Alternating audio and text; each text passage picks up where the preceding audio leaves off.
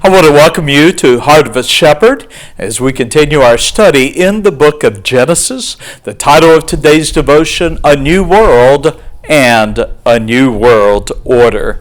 Now, the chapter reading for today is Genesis chapter 9. Now, let's begin with a brief review of Genesis chapter 8.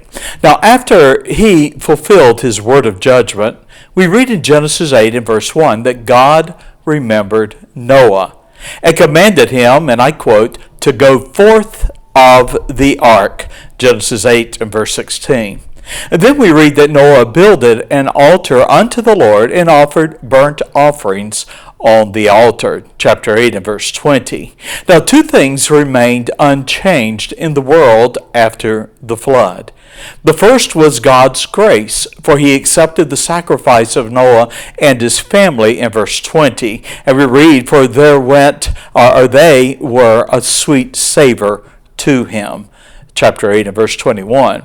Now, a second object had not changed, and that was man's sinful heart. Now, though he declared he would never again judge the earth as he had with the floodwaters, the Lord knew the heart of man and judged it was sinful. And yet the Lord in his mercy promised he would never again destroy everything living as he had done in verse 21.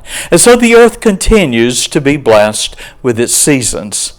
Seed time and harvest, and cold and wheat, and summer and winter, and day and night, we read, shall not cease. Chapter 8 and verse 22.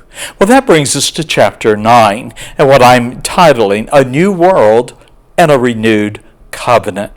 I invite you to open your Bible with me to Genesis chapter 9. Now, the world was forever changed after God's universal judgment. But in his grace, we read that he blessed Noah and his sons, and he said unto them, be fruitful and multiply and replenish the earth. Now, man's supremacy over nature was changed from Genesis 1, verse 26 and 28. However, animals began to fear man and were terrified of him, according to chapter 9 and verse 2. Now, formerly, men were sustained by plant life, as we read in Genesis 1, 29 and 30. However, after the flood, they became omnivorous, consumers of the flesh of animals and the fruit of the earth, chapter 9 and verse 3 and 4. Now, also we find the introduction of capital punishment, a life for a life, in chapter 9 and verse 5 and 6. Now, in Genesis 9, 5, and 6, we have repeated the value and the sanctity of human life in the eyes of God, and reminding us that God created man in his image and his likeness, chapter 9 and verse 6.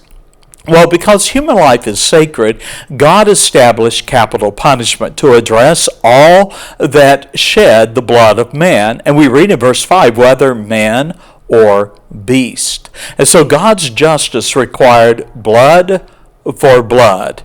Thus, a beast that killed a man was to be put to death. Also, we read that a murderer was to be put to death for shedding the blood of another, verse 6.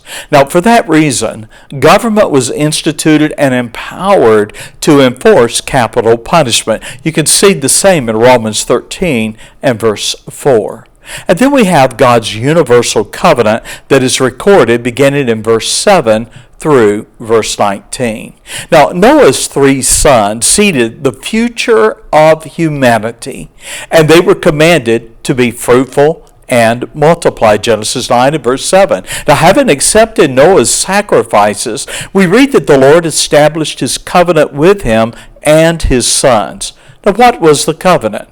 While it was never to destroy the earth with floodwaters again, it was much more.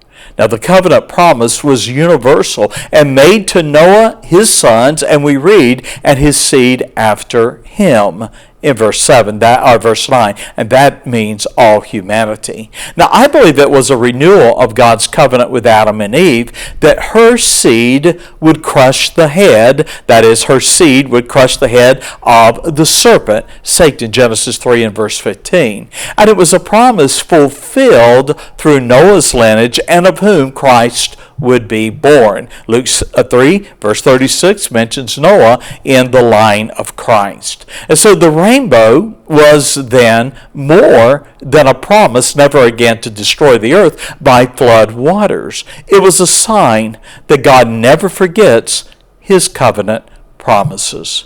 Now, we come to verses 18 through 29, where we have a shameful, tragic end. Now, the flood did not, you understand, change man's age-old problem, and that is sin. Now, Noah and his sons had witnessed God's hatred of sin and judgment. Nevertheless, they bore the curse of sin and its effects and its tragic consequences in their hearts. Though they believed God and were saved by the ark, they were still sinners. Noah was a just and an upright man who walked with God, according to verse 8 and 9 of chapter 6. However, he and his sons were sinners. So Noah became, we read, a husbandman after the flood, that is, a farmer. And he planted a vineyard in chapter 9 and verse 20. Tragically, in his old age, Noah drank wine, and we read in verse 21, and he was drunken. Indiscreet in his intoxicated state, he was naked and uncovered within his tent. Well, while the cause of Noah's drunken state was not given, there are lessons we can take from this moment in history. Now, the first mention of wine, by the way, in the scriptures was associated with drunkenness, shame, and as you'll see, a curse that has continued today. And so Noah, referred to and described as the preacher of righteousness in 2 Peter 2 and verse 5, now became an object of scorn in chapter 9 of Genesis. Whatever the excuse, Noah's drunkenness was a spiritual and moral failure. Ham, who became the father of the Canaanites, we read, saw the nakedness of his father and told his two brethren without, chapter 9 and verse 22. Now the implication is he saw and mocked his father, like his brothers Shem and Japheth, who took pains and covered the nakedness of their father. Well, Ham sadly took pleasure in his father's shame, and he mocked and he ridiculed him, as we read verse 22. And that brings us to Noah's prophecy, beginning at verse 24 through verse 29. Now Noah, realizing Ham, his younger son, shamed him, pronounced a curse upon him and his lineage. And we read, cursed be Canaan. Now Canaan would be the lineage of Ham. A servant of servants shall he be unto his brethren, in verse 25. Why? Why did Noah curse Ham, who scorned his father? Well, perhaps the best answer is that Ham was a true believer. You see, he had believed God and been saved by the ark. Canaan, the grandson of Noah, chapter 10 and verse 6, would become the father of wicked nations who rejected God, worshipped idols, and were perpetual enemies of God's people.